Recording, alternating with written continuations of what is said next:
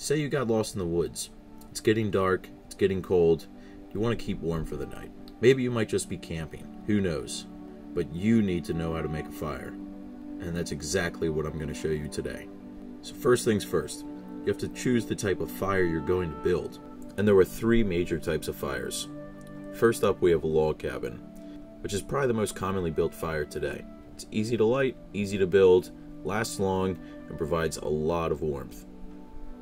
Next up, we have the teepee, which is a little more situational when you want to build this fire. It's a little more difficult to build, but for a small personal fire, it works great.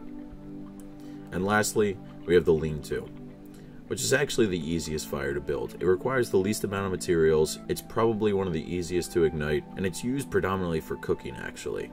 It's great for getting you out of a pinch when you don't have time to make the other two. Next up, you also need to know the three types of wood to use for your fire. The first one up, and possibly the most crucial, is the type of wood to get your fire started.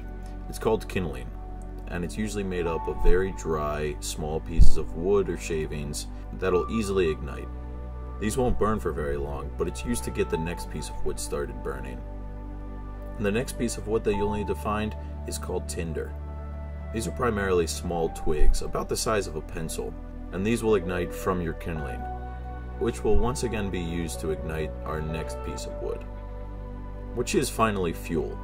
And this is probably what comes to mind when you think of firewood, and is used as the backbone of your fire, keeping it going for a long amount of time.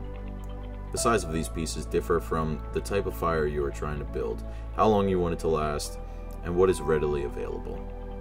So to put it all together, you would want to begin with kindling at the base of your fire, followed by tinder on top of that, and then finally fuel on top of the tinder.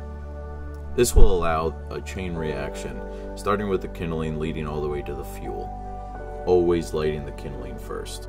You are ready to construct your fire, light it, and enjoy the warmth. Now remember to get out there and stay warm.